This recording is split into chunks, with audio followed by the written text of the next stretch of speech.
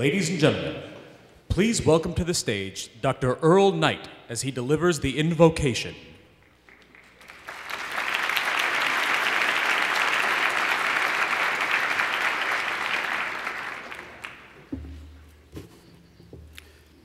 Shall we bow our heads, please?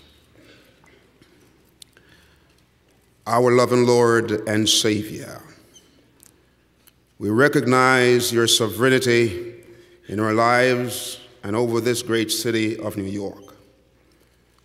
We invite your presence among us, and especially upon our Mayor, Bill de Blasio, his commissioners, and other team members as they provide leadership for this great city. Give them wisdom from above in their decision-making process. Grant that Mayor Bill de Blasio's vision for this city will inspire renewed faith in all New Yorkers. Let New Yorkers receive hope and inspiration from this State of the City address. Bless our mayor and his family, his wife, Charlene, his daughter, Kara, his son, Dante. And as he leads this great city, may he lead with a heart of love and compassion, caring for the needs of every New Yorker. Remind us that we are one New York rising together. Protect us, O God, from terror and anyone who would seek to do us harm. Bless those who protect us and serve us in the NYPD and the NYC Fire Department and other first responders. Bless our city, we pray, O God, from the borough of Staten Island, Brooklyn, Queens, Bronx to Manhattan. This we ask in the name of the Father, and of the Son, and of the Holy Ghost. Amen.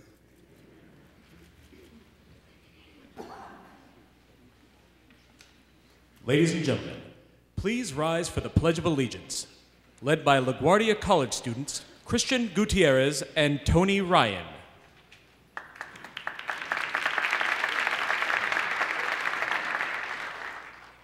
I pledge allegiance to the flag of the United States of America and to the republic for which it stands, one nation, under God, indivisible, with liberty and justice for all. Please remain standing for the national anthem performed by Frank Sinatra School of the Arts student Juliana Bettencourt.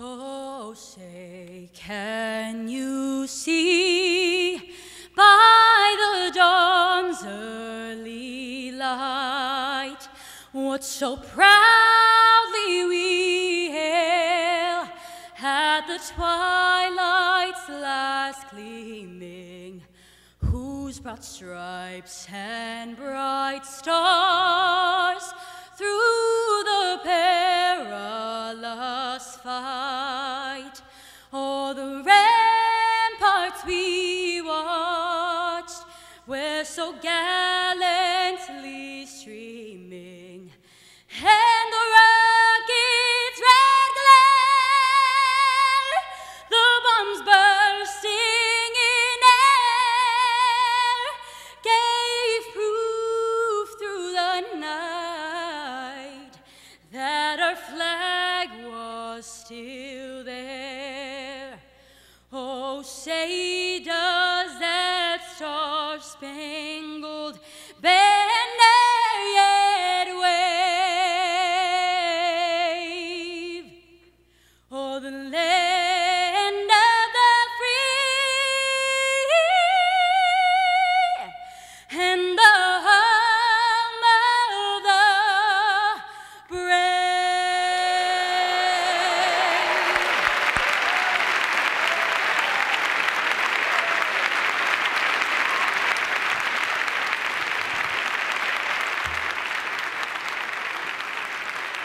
Ladies and gentlemen, please welcome LaGuardia Community College President, Dr. Gail Mello.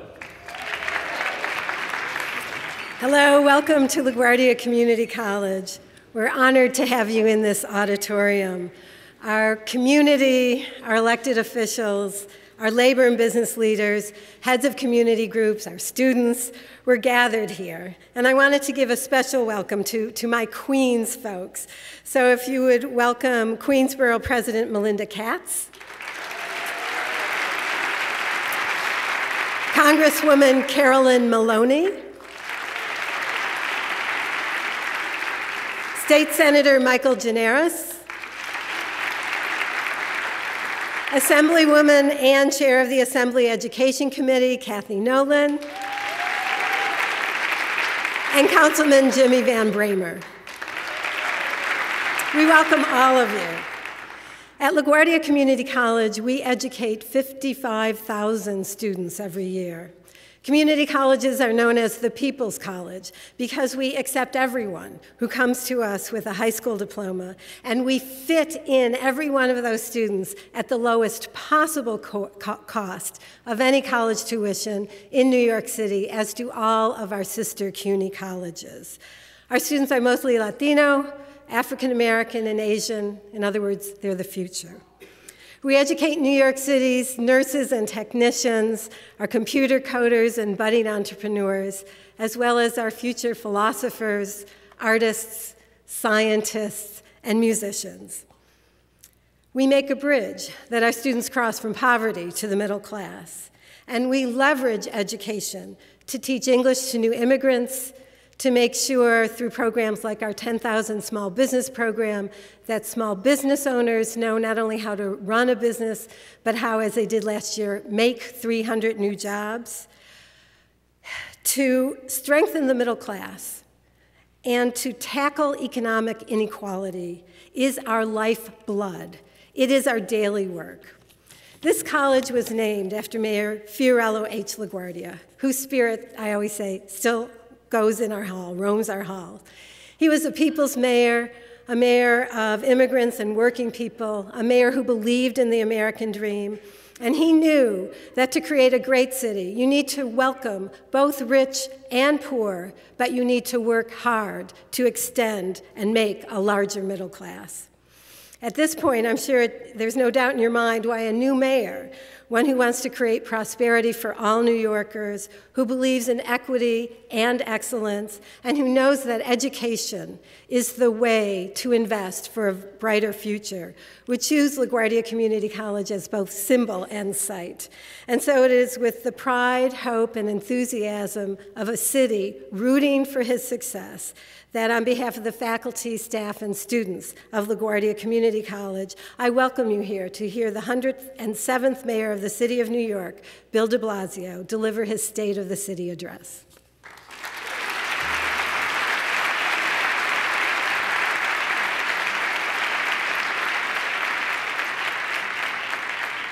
Ladies and gentlemen, please welcome Katherine LaGuardia, granddaughter of Mayor Fiorello LaGuardia.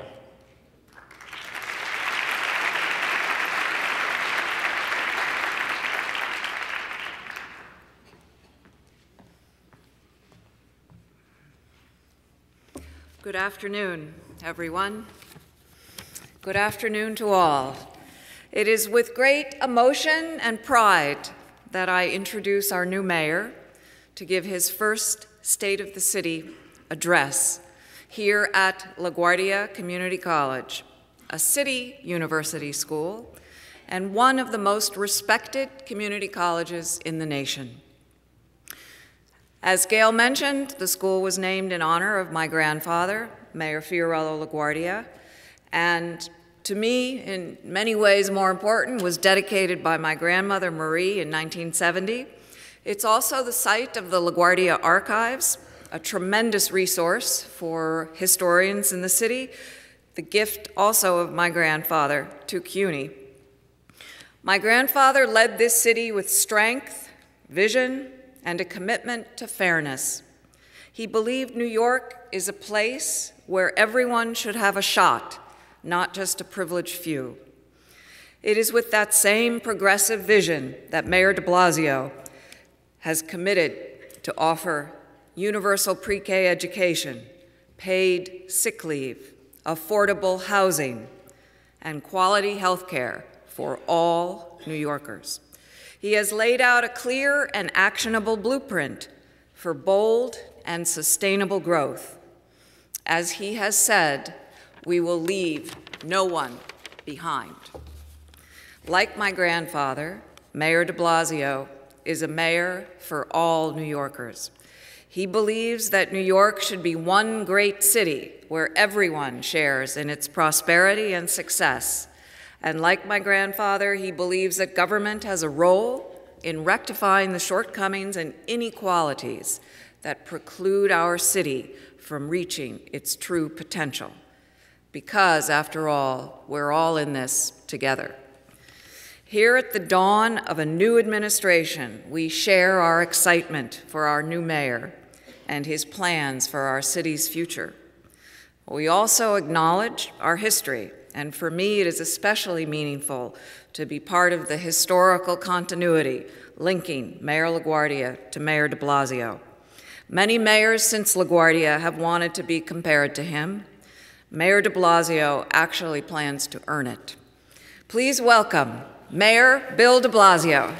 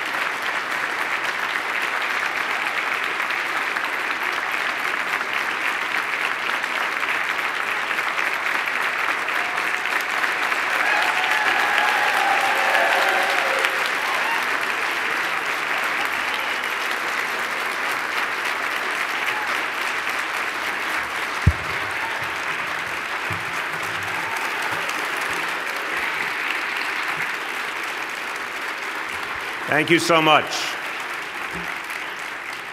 I want to start by thanking Katherine LaGuardia for her very generous words and, more importantly, for her service on our transition committee. Katherine's decades of service to improving public health, particularly in the realm of women's reproductive health and combating the spread of HIV and AIDS, have been instrumental in helping those in need, both here in New York and around the world. Let's thank Katherine for all she has done.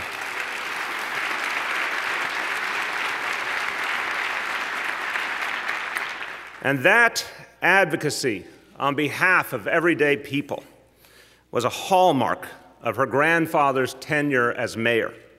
He understood a bedrock principle of New York greatness when he said, quote, "Our city does not belong to any individual or set of individuals. It belongs to all the people."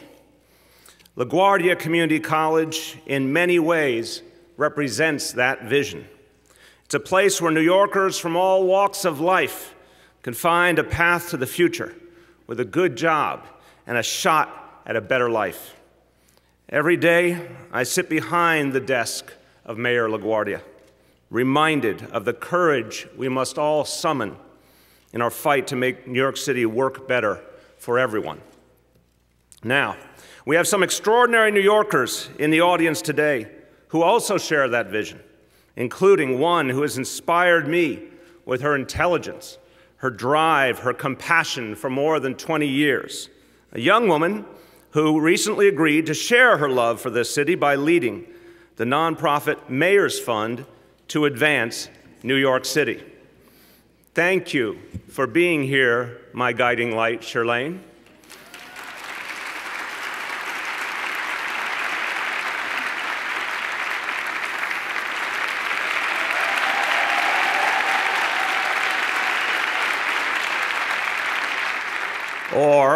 Or as you're apparently now sometimes known, #FlowNice. Thank you to my fellow elected officials in attendance, Public Advocate Letitia James, Comptroller Scott Stringer, City Council Speaker Melissa Mark Viverito. Thanks to the members of Congress, the state legislature, and the City Council who have joined us as well. And thank you to Mayor Dinkins for being here, and thank you for giving me my first start in New York City government.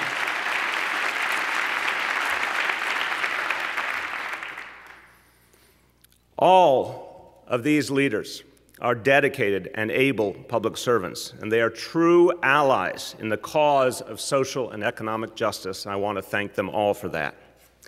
Now, Governor Cuomo couldn't be here today, but I want to thank him as well. I want to thank him for our partnership on issues ranging from the federal Medicaid waiver that will help ensure health care in communities all over our city, to new initiatives. Yes, you can clap for that. To new initiatives to help our most vulnerable fellow citizens. And most of all, I want to thank all of you, my fellow New Yorkers, for caring for the city and for all you do to make it a better place. I'd like to note you may clap anytime you're so moved. We are here to discuss the New York City that we live in today, to lay out our vision for where we will take it in the weeks and months to come, and to discuss something larger, the core values we share as New Yorkers pursuing progressive change. Now, this has already been quite a year. In 1 month's time, our city weathered 3 major snowstorms with typical grit and fortitude. I hope we're clapping for the grit and fortitude and not the snow. I just want to be clear. In fact, we faced more snow last month than any new administration since January of 1978, when Mayor Ed Koch took office. Now, beyond the recent snowstorms, the first few weeks of 2014 have been quite busy. We've played regional host to the Super Bowl, giving a strong economic boost to New York City at a critical time. And thanks to the tremendous coordination between all city agencies involved, these events came off without a hitch. Let's thank them all for that.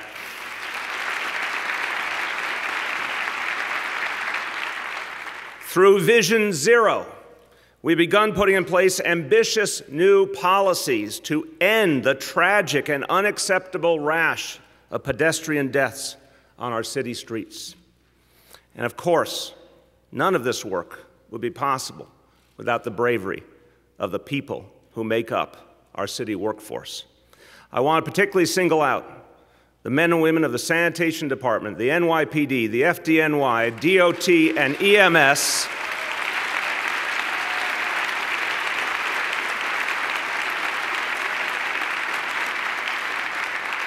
Together, they did so much to help us through these storms. Now, I know that at times in the past, these speeches have been used to attack the motives of our public employees.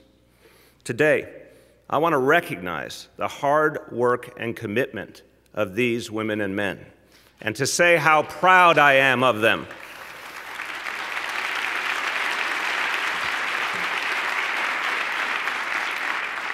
The services they provide every single day in neighborhoods across New York have made us the safest and strongest big city in America, and they deserve our deep gratitude and respect. Our public employees represent a thread that runs through this administration, a belief that public service is a noble calling, that part of what makes New York special is helping our neighbors navigate life's challenges, big and small. New York's drive and diversity are unparalleled in this country, and we have appointed a city administration that proves it, putting our best women and men in charge of delivering city services with efficiency and integrity. This is a team that knows how to execute its core responsibilities, while never losing sight of the fact that we're called to be part of a larger mission as well. Because the truth is, the state of our city, as we find it today, is a tale of two cities. With an inequality gap that fundamentally threatens our future. It must not, and it will not, be ignored by your city government.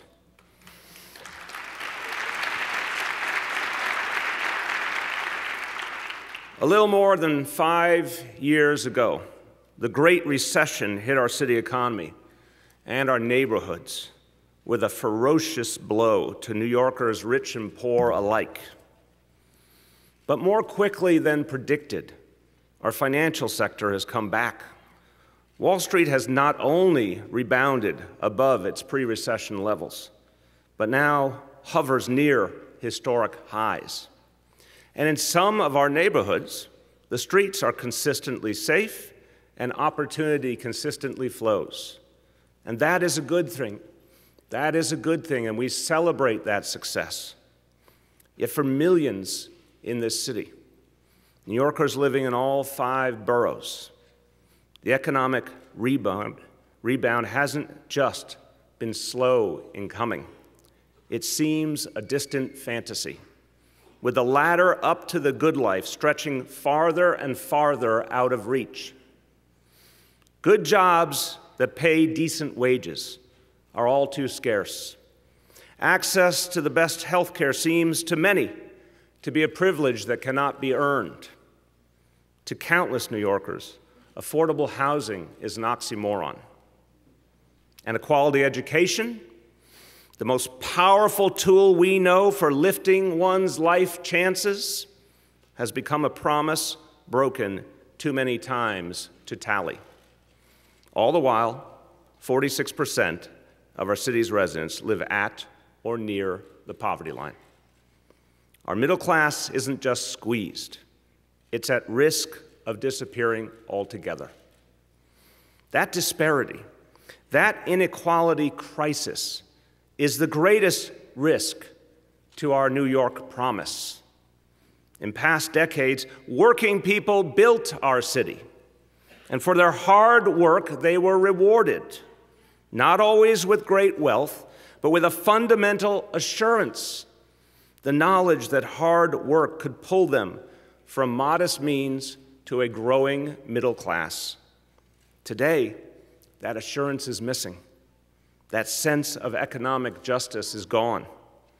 And that is what we aim to address.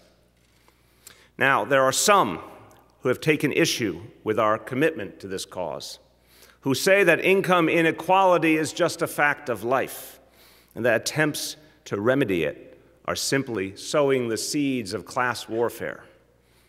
But we know better.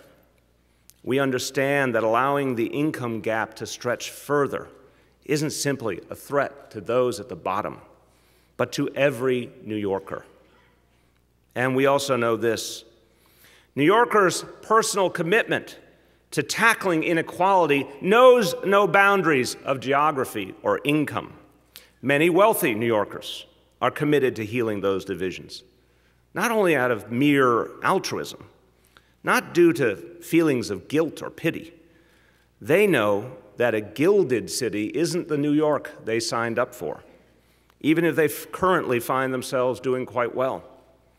They want all New Yorkers to succeed because it enriches all of our lives, including their own, with vibrant neighborhoods and quality schools and fairly treated workers building a better and stronger city.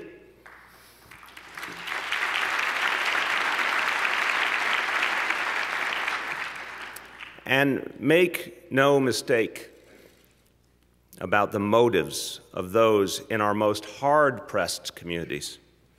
They don't typically look to the rich with anger. They aren't consumed with jealousy or spite.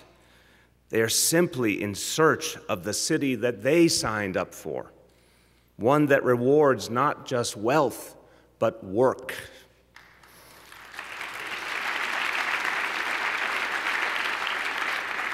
A city that honors the notion that a single mom taking the subway to her job as a housekeeper deserves to see her efforts rewarded.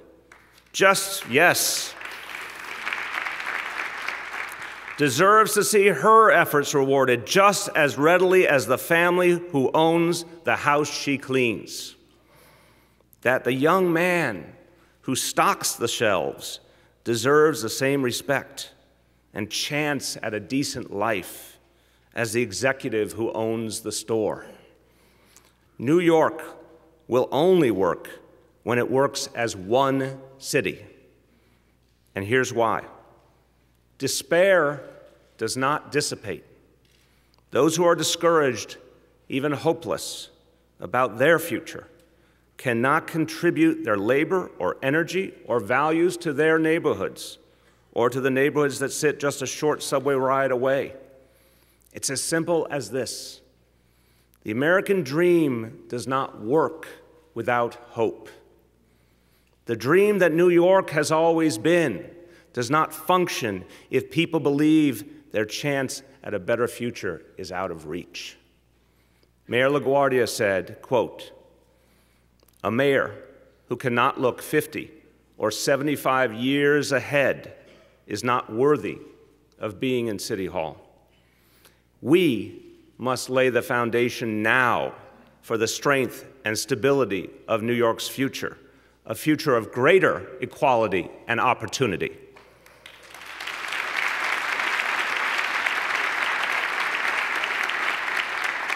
We demand a city that lifts the floor for those struggling day to day, that offers every New Yorker a fair shot, because that is the city that we all signed up for.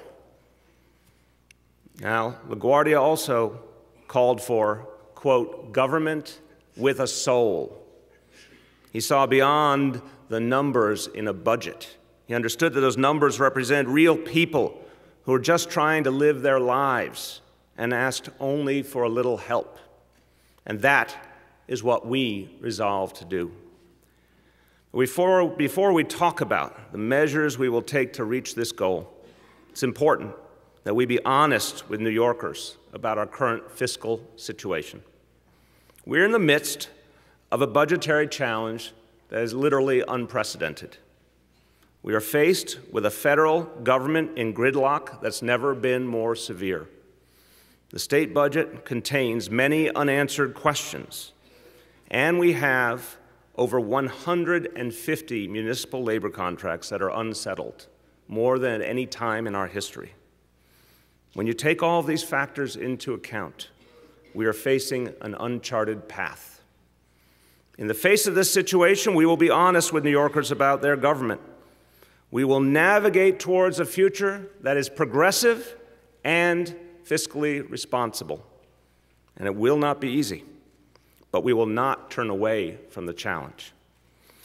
Even with these impediments before us, we've begun the fight to lift the floor for all New Yorkers, to improve the life conditions of those who struggle with great determination, not even to get ahead, but merely to keep their heads above water.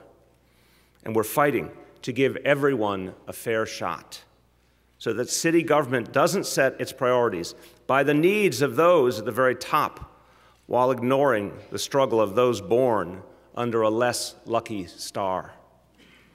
In the first month of this administration, we have forged an agreement with this city council that will provide a right to paid sick leave to 500,000 additional New Yorkers.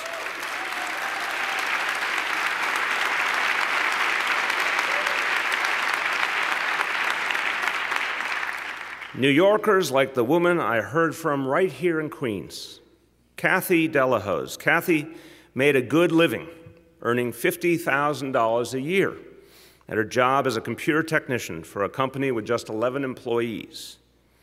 Now, after suffering a car accident, she refused medical treatment and instead went back to work the next day because she was afraid of losing a day's pay or even losing her job. After her doctor urged her to take a day off to recuperate, she agreed and explained the situation to her supervisors. A short time later, she was forwarded a text that read simply, quote, "Just tell her the job is not for her."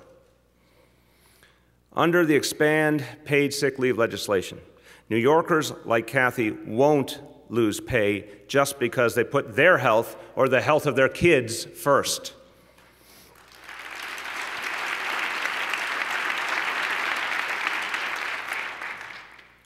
I met a wonderful woman in Brooklyn, Esmeralda Valencia. She owns a restaurant in Bushwick, and you can shout for Bushwick. And she already understood why it was so important to treat her workers the right way. Even before the new law passed, she offered paid sick leave to her employees because she knew that a healthy workforce is a more productive workforce. And expanding paid sick leave is just one part of our effort to lift the floor for our city's middle and working poor. This month, we will extend the reach of living wage standards, ending a city lawsuit that stood in the way of expanding that important legislation.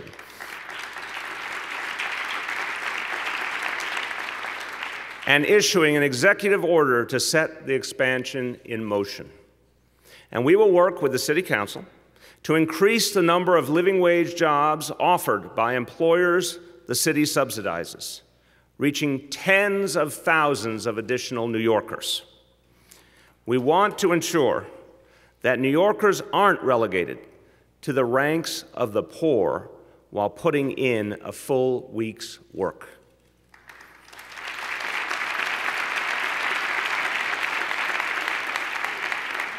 And next week, we will ask Albany to give New York City the power to raise the minimum wage in all 5 boroughs.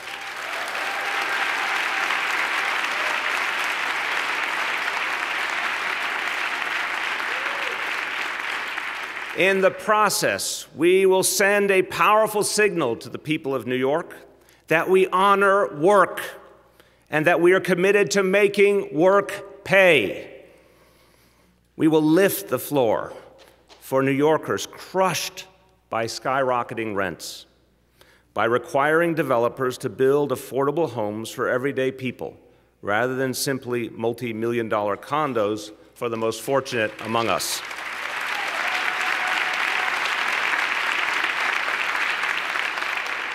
Now, let me be clear. We want to work with the real estate industry to build. We must build more to achieve our vision. But the people's interests will be accounted for in every real estate deal made with the city.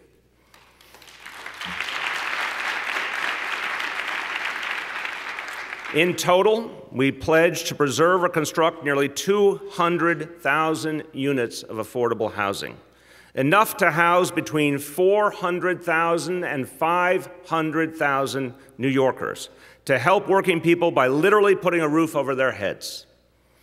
On Friday and Saturday of this last week, we announced a top-flight team of housing and planning experts who will lead the charge for these new affordable housing units in our administration. And their first responsibility is to create and implement a plan to reach this goal, a plan which will be released by May 1st to show New Yorkers the way forward on affordable housing.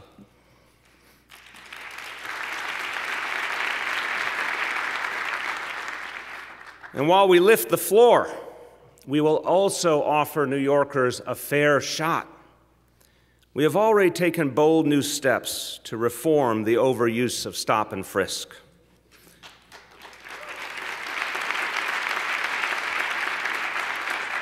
We announced a settlement in the case of Floyd versus City of New York, an acknowledgement of the wrongs spurred by a broken policing policy, and a message to New Yorkers of every background that we will respect equal protection under the law.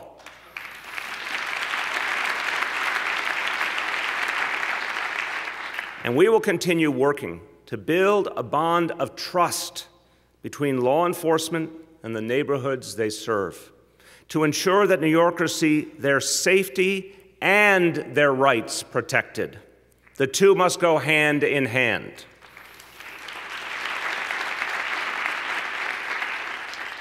And at the same time, we will better protect our police officers who want and need community partners as they work so hard to root out crime.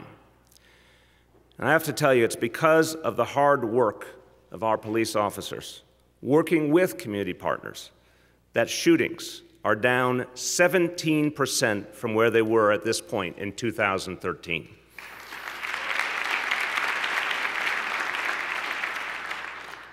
Protecting the safety of all New Yorkers includes protecting the health of all New Yorkers. For months, I joined with deeply concerned neighborhood residents to stop the closures of our community hospitals in Brooklyn.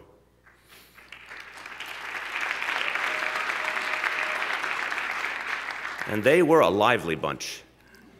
Many days, it seemed like we might not prevail, but we did together. We made it clear that we would no longer accept a reckless pattern of closing hospitals without regard to the people who need the medical services they provide. Instead of watching hospitals shuttered and simply sold off to the highest bidder, we will continue the battles we've won over the last several months, requiring alternatives that put the health of our people ahead of profits.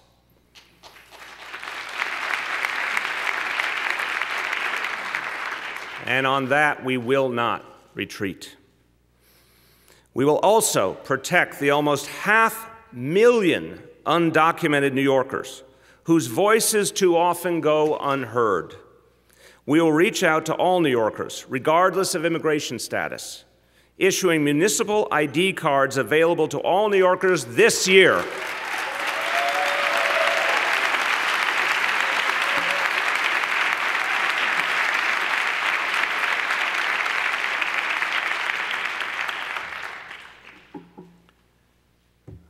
We want to make sure that no son or daughter of our city goes without the bank accounts, the leases, the library cards that make everyday life possible, simply because they lack identification. To all of my fellow New Yorkers who are undocumented, I say, New York City is your home too, and we will not force any of our residents to live their lives in the shadows.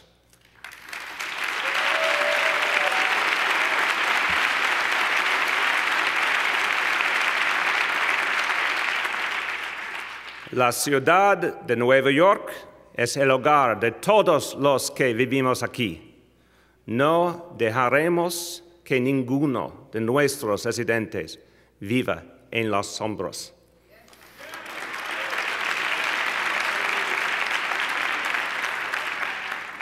We'll offer a fair shot to the workforce of tomorrow, changing a mindset that focuses on tax breaks for big corporations rather than making it easier for our people to learn the skills they need to land jobs at those companies. We know the soaring cost of CUNY makes higher education harder and harder for everyday New Yorkers to afford. And we understand that higher education is the path to a better life, the great equalizer, the key to lifting oneself into the middle class. To that end, we will focus on the training and skills that individuals need to meet the demands generated by large and small employers in our city. And we'll not only fight to shift resources from corporate subsidies to tuition assistance, we'll work. That's the CUNY folks are clapping there. We'll work to connect higher education to the jobs that the 21st century workforce requires. CUNY has always been the engine that drove New York's economy, making sure that our great industries had the workforce they needed to thrive. Today, new industries are driving an economic future with jobs we could not have envisioned even just a few years ago. And CUNY is going to help us fill those jobs with New Yorkers who are educated and ready to work. We will forego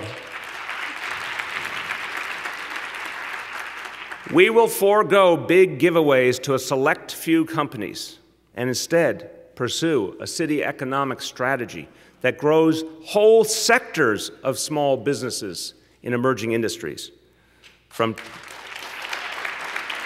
From technology to green jobs to food exports to advanced manufacturing, companies that can generate good jobs at decent wages in all 5 boroughs.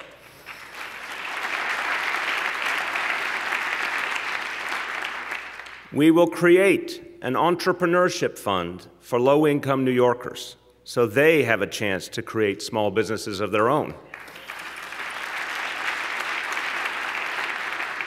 And a fashion manufacturing fund, which will leverage private capital to ensure small business growth and fashion manufacturing across all 5 boroughs.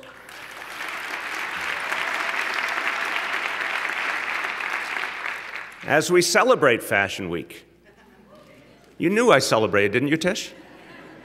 As we celebrate Fashion Week, we plan to grow this industry to the benefit of New Yorkers from all walks of life. And we'll create jobs for young people who are growing up in this city and have always called it home. Here's how. First, we will advance a dedicated science, technology, engineering, and math program at CUNY to start preparing more graduates of our public high schools for jobs in the city's tech industry.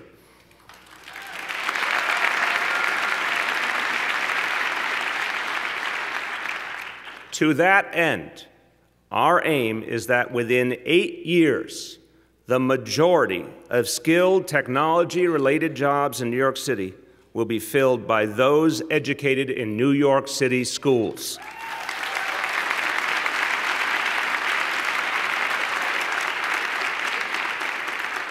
So we'll look to the innovation economy not just to grow companies, but to put native New Yorkers to work. Second, as our health sector continues to rapidly grow, we will prepare more of our unemployed and our young people for middle-skill, middle-class jobs by scaling up innovative programs like the Bronx's Health Education and Research Occupations High School that connects New Yorkers to CUNY and to relevant work experience at Montefiore Hospital.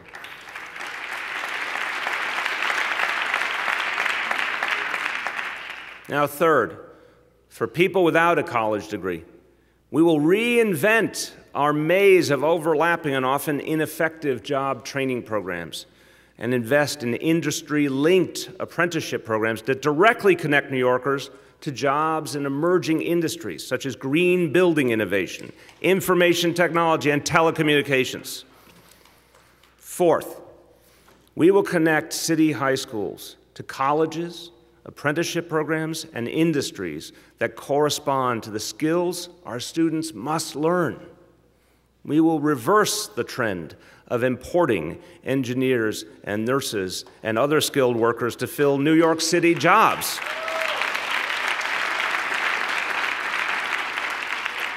And start insourcing good jobs for those who live here now and are desperate for work.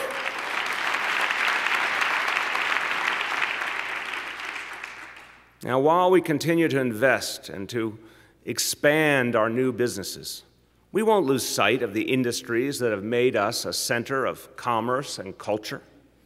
We will pursue a 5-borough economic agenda that integrates new industries with the traditional drivers of job growth in our city.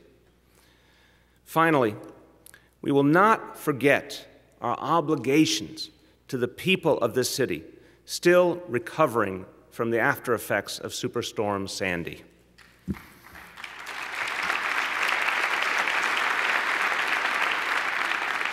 We are resolved to make efforts underway function more effectively and efficiently for those people and their families. In the aftermath of the storm, the weeks after, I personally made it my mission to see the devastation in so many neighborhoods. The people I met in Staten Island and the Rockaways and Coney Island and Lower Manhattan had suffered imaginable dislocation of their lives. I made a promise that if elected mayor, I would make this recovery a focus of my administration. In the coming weeks, we'll make good on that pledge with a comprehensive review and an updated plan to help those for whom the effects of Sandy are still an everyday reality.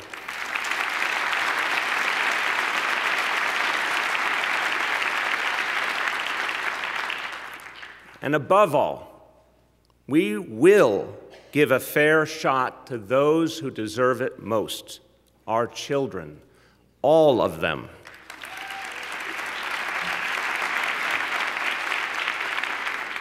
We will offer every child from every borough of this city truly universal full-day pre-K.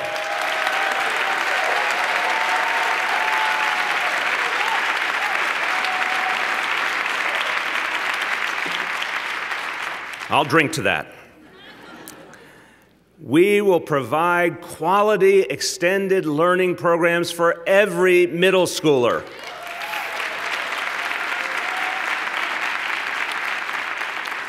And for this, we will not wait. We have a detailed plan to put this program into effect this September 2014.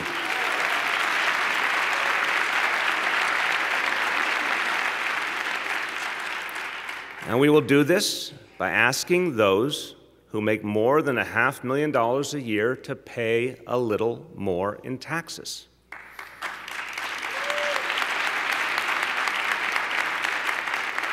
For those making between $500,000 and $1 million a year, that means an average of about $970. But to the young minds we help shape, the preteen lives that we keep safe, the generation of working New Yorkers that we put on a path to success, it will be priceless. Now, I know this last topic has been the subject of some debate in recent weeks, and I know that people of good conscience can have different plans for how to achieve better outcomes for our kids. So let me just take a moment to make my case for why our plan is the way to make that promise for our young people a reality. There are some who say that Albany shouldn't approve our plan because the state government simply can't raise any taxes right now. But that is not the question. We're not asking Albany to raise the state income tax by even a penny to pay for universal pre-K and after-school programs here in New York City. We're simply asking Albany to allow New York City to tax itself, its wealthiest residents, those making $500,000 or more. Raising taxes on the rich makes our commitment to our kids more than just words. It makes that commitment real. It makes that commitment fair, and it offers a promise to our kids that they can count on. Now, if there are extra resources in the state budget, we must remember that the State Court of Appeals ruled in the landmark campaign for fiscal equity decision several years ago that the children of this city deserve billions more in educational resources.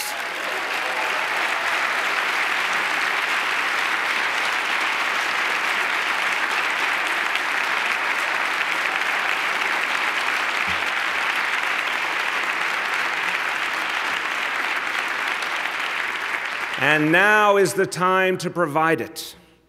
When it comes to pre-K and after school, we have a detailed plan. It's right there on the table, one that's real, that's fair, that's reasonable. So let's dedicate the funding we need so that New York can do what it must. And let's ask those who have been so fortunate to help us. This is about the children of New York and just how strong of a commitment we are willing to make to their futures and, in the process, to our own. And that is a commitment I hear every day, not just from middle-class people or working-class people or low-income New Yorkers, but I hear it from good people of every income bracket. People who know that for New York to move forward, we must ask those who have achieved great success to give a little back, to ensure that stories like theirs are possible for the next generation. As I said in my inaugural address, we do not do this to punish success. We do it to create more success stories.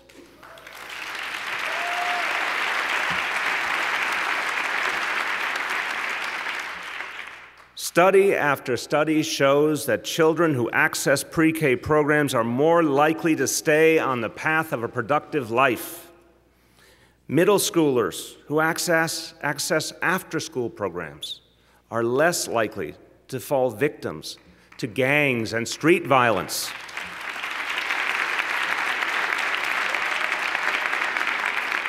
Those middle schoolers are more likely to graduate and go on to college or the world of work if they've had after school. They're more likely to have hope for lifting themselves out of a cycle of poverty and into a world of possibility. Consider the story of Rocio Espada, a single mother of 4, 2 teenagers and 2 little ones from Bushwick, Brooklyn. Instead, there they go again, Bushwick. Instead of taking her 4-year-old to full-day pre-K, a program that she says would give her child a better start on life, she's forced to rely on her mother and her friend to watch after her child while she goes to work. Her teenagers leave school at the end of the day with keys to their apartment in their hands, headed home, Rocio hopes, and not falling victim to the negativity of the streets. Pre-K and after-school programs give mothers like Rocio more than just peace of mind that her kids are safe. They give her the promise that her kids are on the right path and staying there.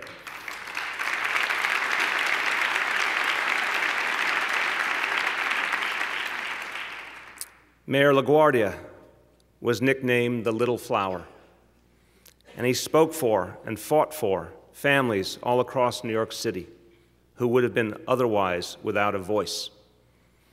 What we wish for New York City is to nurture our own little flowers, children from every borough and background, to let them grow to their fullest potential. That is what we want for New York City. That is what we need for New York City, to lift the floor, to offer every New Yorker a fair shot, fighting to end the tale of 2 cities, not just because it's moral, because it's the right thing to do, but because it makes all our lives stronger and richer. We cannot wait for Washington to act. We will not let the gridlock there, or even the limits of Albany, serve as an excuse for New York City to roll over and ignore our mission. New Yorkers don't look at government as federal and state and local. They look at it, all of us, as their elected representatives, the people they are counting on to make a difference in their lives. And we here in New York City government have so many tools at our disposal to make good on that promise, to make good on that responsibility, and we will use them. We find ourselves at a fork in the road. We can look down the path that we've been on for far too long. We can see it as the easier trail to traverse and fool ourselves into thinking it's our only option. Or we can take the other road, the path to closing the inequality gap, the very New York option of taking on big challenges and getting results. That's what Mayor LaGuardia did, making the New Deal come alive in New York City and ensuring that New York responded to the urgent challenge of his time. That's what so many women and men of great vision and compassion, of strong values and quiet struggle, of fierce determination and relentless action have done throughout New York's history. That's the path I choose today. I ask my fellow citywide elected officials, I ask the members of this city council, I ask the state legislature, I ask all New Yorkers to join me. We've got one chance to get this right. Let's seize it.